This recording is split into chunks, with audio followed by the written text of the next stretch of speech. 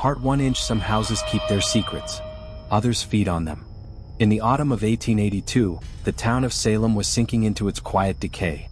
The sea mist rolled in every morning and lingered until nightfall, swallowing the cobblestone streets and the rusted weather vanes that creaked with every breath of wind. On the edge of the town stood Blackthorn Manor, a mansion so old that even the ivy clinging to its walls seemed tired.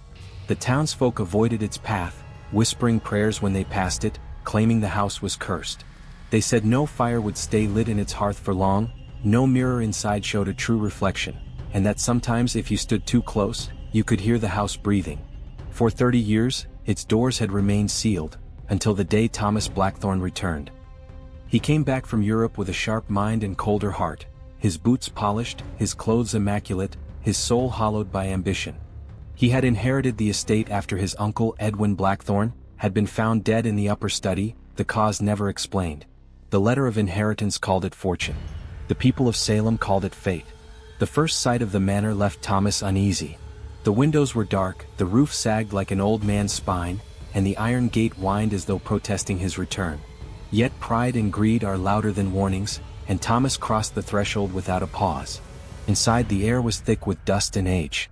Cobwebs hung like curtains. Portraits of long-dead relatives watched from the walls, proud, pale faces frozen in time. A chill crawled up his neck when he passed the portrait of his great-grandmother, Margaret Blackthorn, a woman accused of witchcraft during the trials of 1692. Her painted eyes seemed alive, sharp as if measuring him. Thomas shook the feeling off. He would not be haunted by superstition. That night, the servants prepared rooms and cleaned the halls, though none dared go to the east wing.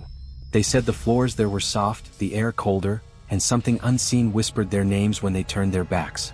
Thomas laughed off their fears. He had seen far worse in the cities of men: deceit, greed, murder. Ghosts were nothing compared to the living. Yet when he entered the study, he found something that unsettled even his reason. A sealed envelope lay on the desk, his name written in ink so dark it gleamed. He opened it. Inside was a single line: "Do not wake the house. The walls remember. The blood has not forgotten." He scoffed, burned the letter in the fire, and for a moment the flames turned blue. The next morning the ashes were gone. The hearth was cold as if it had never been lit. Days passed. The staff grew restless. A maid claimed she saw a woman standing in the garden after midnight, her dress flowing like smoke. A butler swore the piano in the parlor played by itself when no one was near. Thomas dismissed them all, though at night, he could not deny the feeling that the house was watching. In the silence, he began hearing things: the faint tick of a clock that hadn't worked in years, the whisper of pages turning in a closed book. One evening, while exploring the east wing, he discovered a locked cabinet in his uncle's old office. Inside was a leather-bound journal, the writing shaky and frantic. "It calls from beneath," the first line read. "The blood is the key. The blood always was." Page after page descended into madness, talk of dreams filled with red water, of whispers that came from the walls, of a pact the family could never break.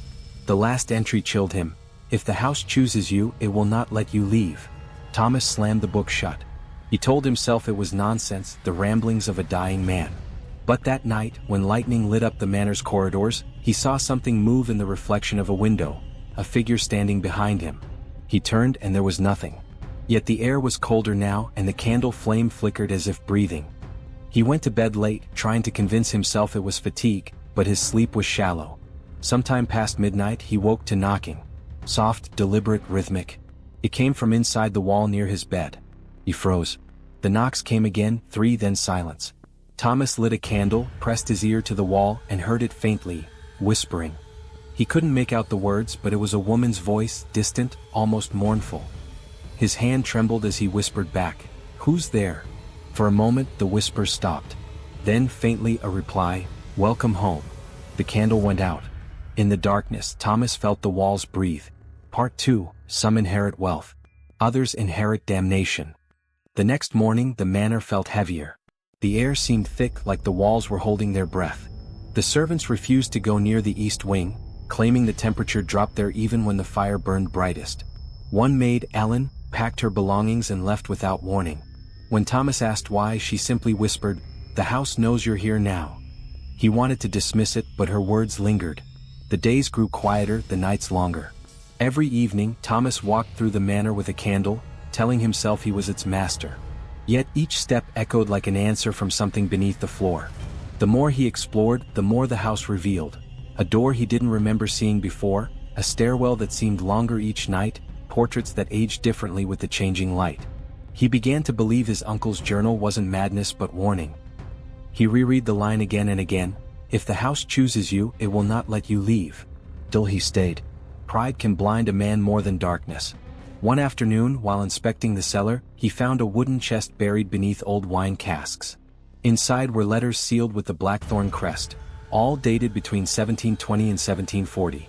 The ink had bled, but one word repeated across every page: pact. At the bottom of each letter was the same strange symbol, a serpent devouring its own tail. When Thomas lifted the last letter, he found beneath it a rusted silver dagger, its blade engraved with the words, "Blood redeems." A chill gripped him. He thought of the line from the journal, "The blood is the key." That night, he dreamt of water, dark and red as wine, rising around the manor. Shadows whispered his name from beneath the surface. He awoke gasping, his sheets damp with sweat, the faint echo of laughter fading from the corners of the room. At breakfast, the remaining servants avoided his eyes. One asked if they might take leave for a few days, but when Thomas tried to answer, his voice faltered. He hadn't realized until then that the house was silent. No creaking, no ticking, no birds outside the window. It was as if the world beyond had stopped existing. Later, while exploring the library, Thomas found something strange. A mirror he didn't remember ever seeing. Its frame was carved with vines and strange figures, each one seeming to twist and shift if he stared too long. He caught his reflection, pale, tired, eyes darker than before, and behind him for just a second another figure. A woman in black. He spun around. Nothing. But when he looked back, the mirror showed her again, standing closer, her face faintly familiar. Margaret Blackthorn. Her painted face from the portrait, now alive in the glass. "What do you want from me?" Thomas whispered. Her lips didn't move, but her eyes did. They looked down toward his chest as if pointing. He followed her gaze and saw a faint cut on his hand from earlier that day, and a drop of blood sliding down his palm. As it touched the floor, the candlelight flickered, and from somewhere deep in the manor, a low, groaning sound answered. The ground seemed to pulse, the walls creaking as if something inside them had stirred. Then came the whisper again, that same woman's voice from before, "It begins." Thomas stumbled back, clutching his hand, watching the blood disappear into the cracks of the wooden floor as if absorbed. The next morning he woke with the faint scent of iron in the air. The staff were gone, every door unlocked, their rooms empty. Only their belongings remained. He was alone now. The silence was suffocating. Yet beneath it he could hear something new, a rhythm, faint, steady like a heartbeat beneath the floorboards. He followed the sound through the halls, past the study, down the cellar steps. The deeper he went, the louder it became until it wasn't sound anymore but vibration. The walls trembled. Candles extinguished one by one. At the end of the cellar, where old barrels lay in dust, he found a section of brickwork slightly different, newer, redder. He pressed his ear against it and his breath caught. From behind the wall, a voice whispered his name, "Thomas?" It was his uncle's voice. His hands shook as he reached for a loose brick. The moment he touched it, something warm and wet seeped through the cracks. He stumbled back in horror. It was blood, fresh, slow, and deliberate. Then, from the same spot, came another whisper, this one not his uncle's but softer, almost loving. "The blood remembers." The candles flared, then died, leaving him in complete darkness. He turned to run, but the stairway was gone. The air grew thick with the scent of damp earth and iron. Then, faintly from all around, the whispering began again, hundreds of voices this time, overlapping, chanting something in a language he didn't know. When the candles suddenly reignited, he saw the walls were covered in handprints, hundreds of them dark and red. Some were small like a child's. In the center of them all was the serpent symbol, newly marked, still wet. Thomas fell to his knees, clutching the dagger he had brought unknowingly from the chest. His breath came shallow, his mind spinning as realization began to dawn. This wasn't a curse laid upon the house. It was a promise kept. A blood oath that never ended. He was never meant to inherit the Blackthorn estate. He was meant to complete it. Part 3, Every drop spilled finds its way home. The following nights in Blackthorn Manor felt unreal, as if the line between dream and waking had been quietly erased. Thomas stopped opening the curtains. He wasn't sure what waited beyond them anymore. The heartbeat beneath the floor never ceased, slow, deliberate, and patient, pulsing like the earth itself was alive. He tried to write letters, desperate to reach someone beyond the fog that surrounded the property, but each morning the pages were blank again. Even his ink seemed to fade, as though the house refused to let his words leave. By the third day, the candles wouldn't burn in certain rooms. Matches snapped in half when struck. The mirrors fogged without breath. Every hour, he caught glimpses of movement. A figure passing at the end of a corridor, a reflection that didn't match his own. Yet what terrified him most wasn't what he saw. It was what he began to remember. Dreams returned to him, strange, vivid flashes of another life. He stood beneath the same manor but centuries earlier, surrounded by his ancestors in a candlelit hall. A woman in black, Margaret Blackthorn, was speaking words he couldn't understand, her voice echoing like distant thunder. She cut her palm, letting the blood drip into a silver bowl, and said in a voice that was both hers and his, "So long as the blood remains, the power shall not fade." When he awoke, he found a crimson mark on his own hand, faint but unmistakable, the shape of a serpent devouring its tail. He tried to wash it off, but it would not fade. The mark burned when he came near certain places in the house: the east wing, the cellar, the portrait gallery. It was as if the manor itself was guiding him somewhere, showing him what it wanted him to see. The following evening he gathered what courage he could and returned to the cellar. The wall where he'd seen the blood had dried, but the scent lingered, sharp and metallic. He traced the serpent symbol carved into the brick and whispered, "What do you want from me?" The candlelight quivered. A whisper answered, not from the walls this time but from inside his own head, "Remember." The world tilted. In an instant he was somewhere else, not the cellar but the same room a century earlier. The air smelled of burning herbs. Around him stood 5 figures in dark robes, their faces hidden by hoods. One of them, a man whose features mirrored his own, was holding the same dagger Thomas had found in the chest. They stood around a stone altar, a symbol carved into its surface. The serpent, the same one, now burned into his hand. The hooded man raised the dagger, and the others began to chant. Thomas couldn't understand the words, but he felt their meaning, a vow sealed in blood, binding their lineage to something unseen, something waiting. The man brought the dagger down and everything went dark. Thomas gasped and found himself back in the cellar, trembling, the candle nearly burnt out. His hand ached, the mark pulsing faintly beneath his skin. He staggered upstairs, desperate for air, but the moment he opened the door to the main hall, every candle in the manor flared to life. The portraits along the wall seemed to shift. The faces of his ancestors now looked alive, not painted but watching. Margaret's lips had parted once again. And this time a whisper slipped from the frame itself, "You are the last." Thomas backed away, his chest tightening, breath coming short. He shouted for anyone, the servants, his uncle, even God, but no one answered. The wind outside had stopped. The sea beyond the hill was silent. Only the house breathed. He locked himself in the study, clutching the journal, flipping through the pages for meaning. He found an entry near the end written in trembling ink. "The pact demands renewal. Every bloodline must bleed. When the serpent awakens, the chosen must remember what was promised." His heart sank. He wasn't haunted by his family's curse, he was part of its continuation. The Blackthorn name had survived because of this oath, an exchange that stretched generations, protection and power paid for in blood. He finally understood why his uncle had died. Edwin hadn't been the victim of misfortune. He had been the offering. Outside, the walls creaked as though the manor were listening. The fire in the hearth burned red instead of orange. From somewhere in the hall, he heard the slow tread of footsteps. Someone, or something, was walking toward the study door. Thomas froze, clutching the dagger. The footsteps stopped just beyond the threshold. A whisper slipped through the crack of the door, "Open the way." He didn't move. The handle turned once, twice, then stopped.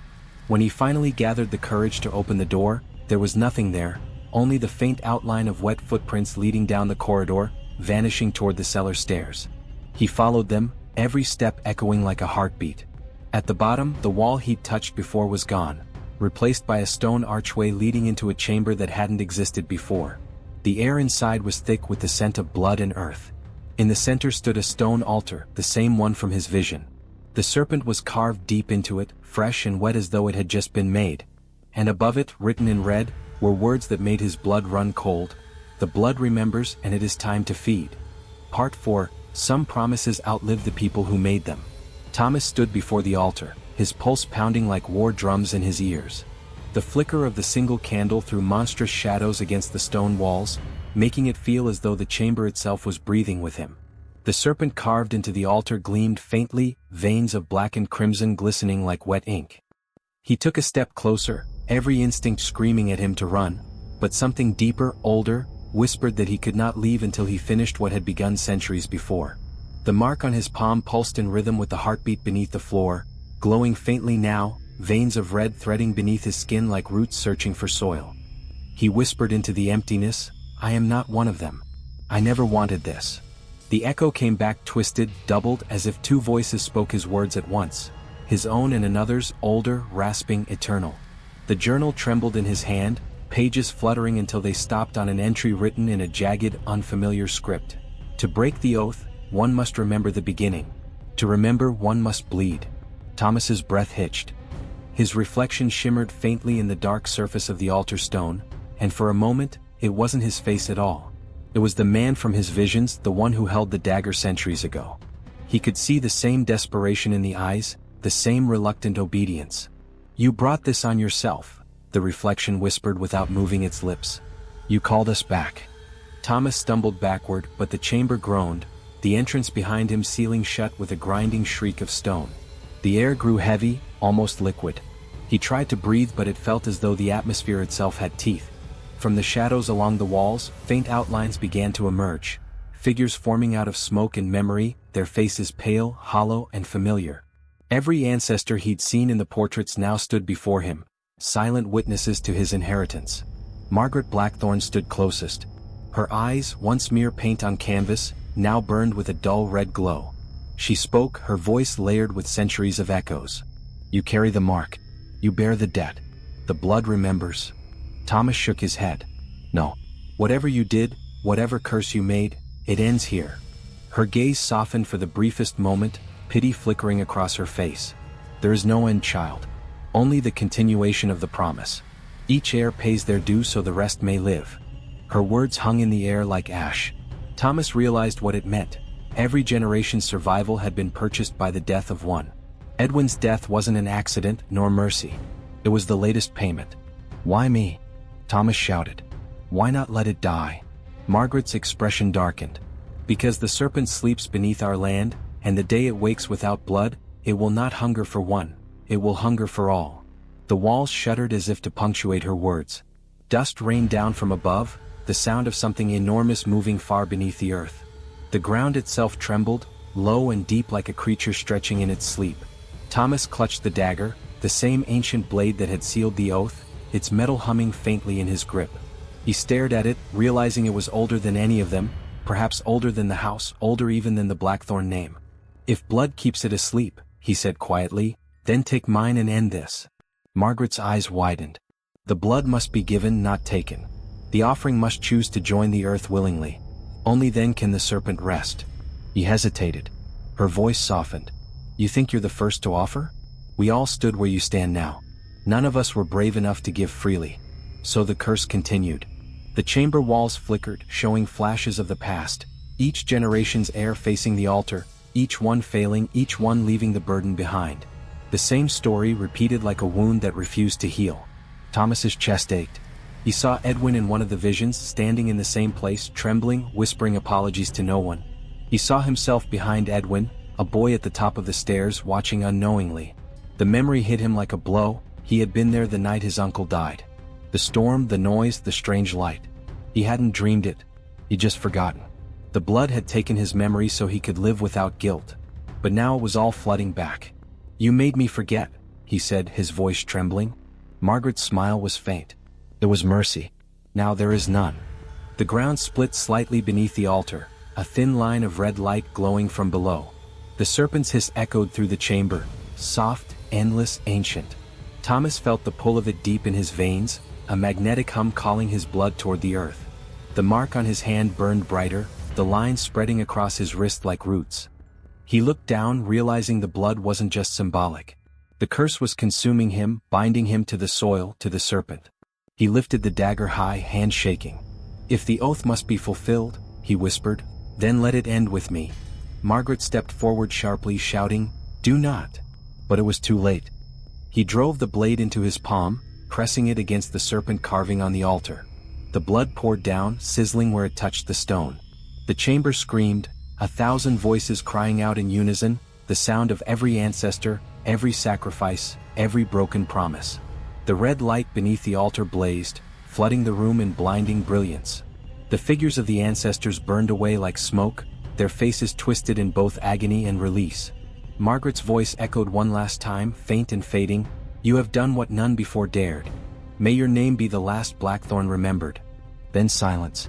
The tremor stopped. The air turned still. When Thomas opened his eyes, the chamber was gone. He stood in the cellar, dust covering everything. The altar was nothing but cracked stone.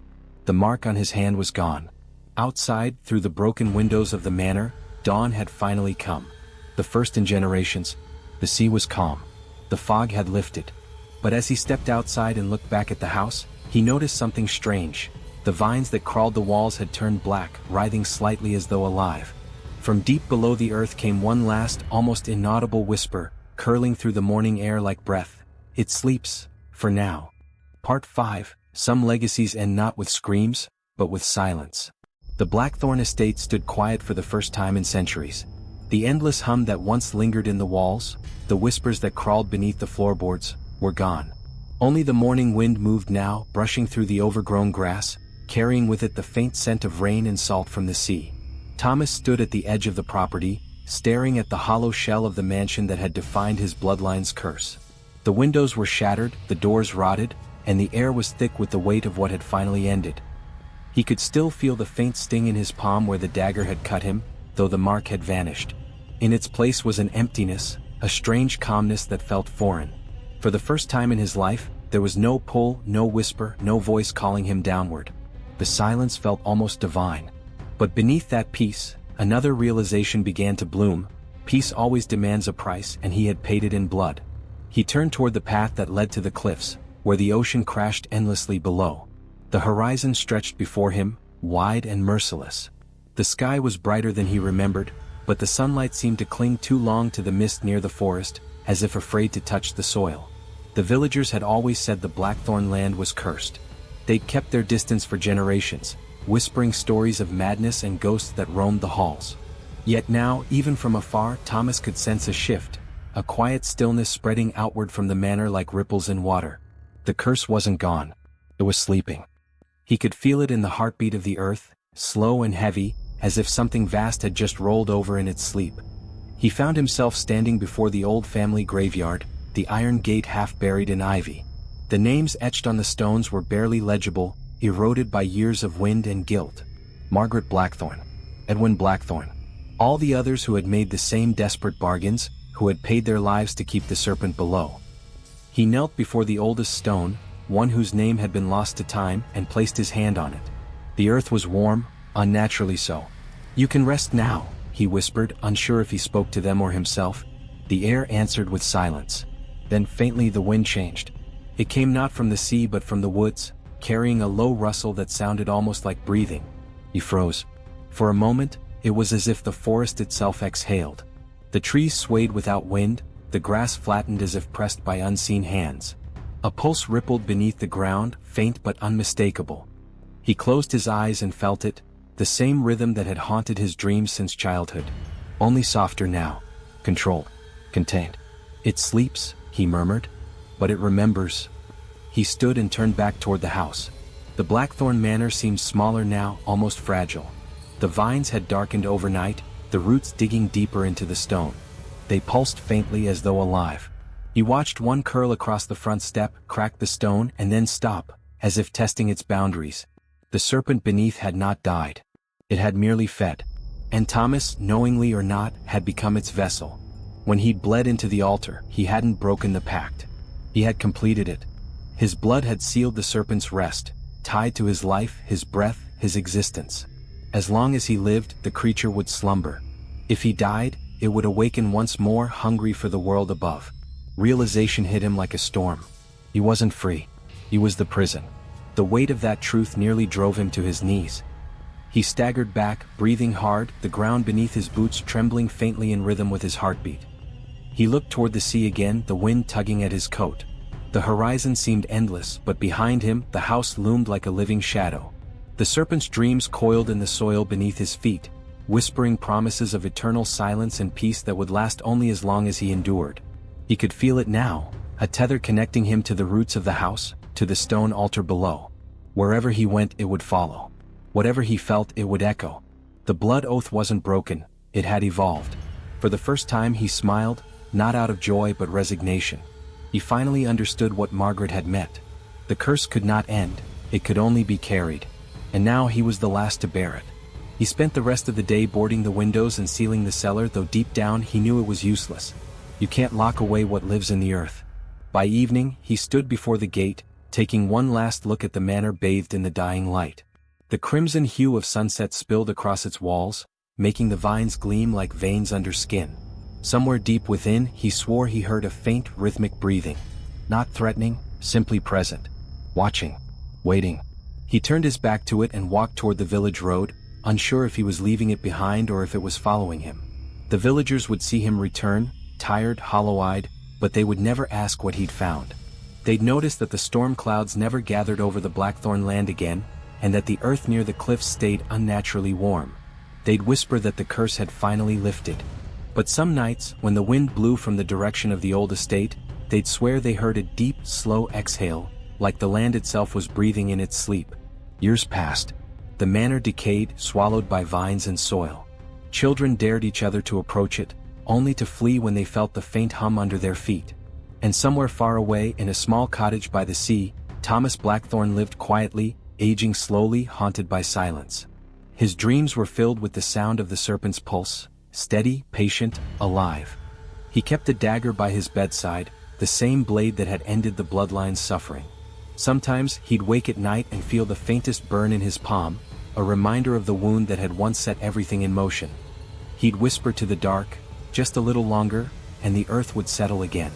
On the night he finally closed his eyes for the last time, the sea was still, the air heavy, the world quiet. Beneath the ruins of the Blackthorn estate, the soil stirred. A single breath rolled through the deep like a tremor, soft and endless. Then silence once more.